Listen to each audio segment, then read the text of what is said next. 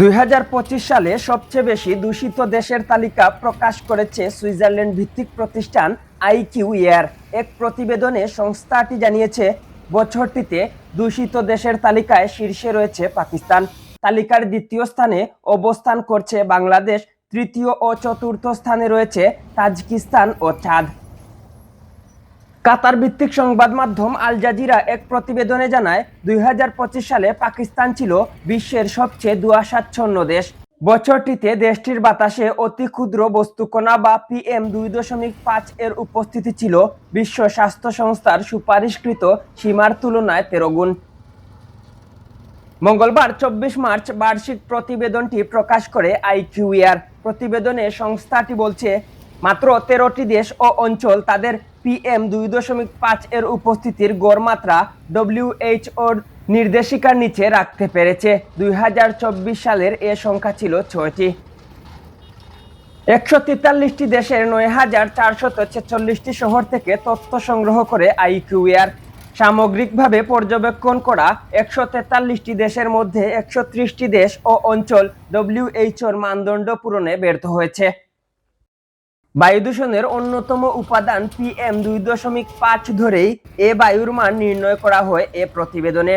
স্বাস্থ্যকর বায়ুর জন্য WHOর নির্ধারিত মান হল প্রতি ঘনমিটারে গড়ে সর্বোচ্চ 5 মাইক্রোগ্রাম। পাকিস্তানে এর মাত্রা ছিল 66.3 মাইক্রোগ্রাম। প্রতিবেদনে আইকিউইআর জানিয়েছে, বাংলাদেশের বাতাসে প্রতি ঘনমিটারে PM2.5 এর মাত্রা ছিল 66.1 মাইক্রোগ্রাম, যা WHOর ভেদে দেওয়া মানদণ্ডের চেয়ে অন্তত 15 গুণ বেশি।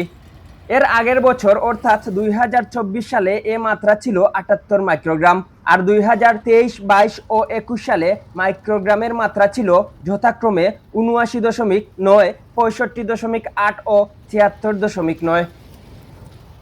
এদিকে 2025 সালে শহর হিসেবে ঢাকা ছিল 32তম দূষিত শহর। বছরটিতে জনাকীর্ণ শহরটির বাতাসে মাইক্রোগ্রামের পরিমাণ ছিল 68%।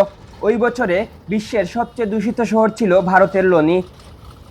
তালিকায় এরপরে যথাক্রমে ছিল চীনের হুতান, ভারতের বাইরনিহাট, দিল্লি ও পাকিস্তানের ফয়সালাবাদ। আইকিউইআর এর তথ্য মতে সারা বিশ্বে প্রতি বছর বায়ু দূষণ সংক্রান্ত সমস্যায় 70 লাখ মানুষ প্রাণ হারান। এছাড়া বিভিন্ন রোগে আক্রান্ত হন কয়েক কোটি।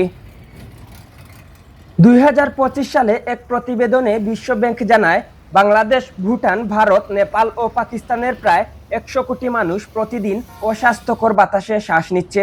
ফলে প্রতি বছর প্রায় 10 লাখ মানুষের অকাল মৃত্যু হচ্ছে। অর্থনৈতিক ক্ষতির পরিমাণ বছরে আঞ্চলিক মোট দেশজ উৎপাদনের প্রায় 10% বলে ওই প্রতিবেদনে জানানো হয়। ডেস্ক রিপোর্ট, আধুনিক কাগজ।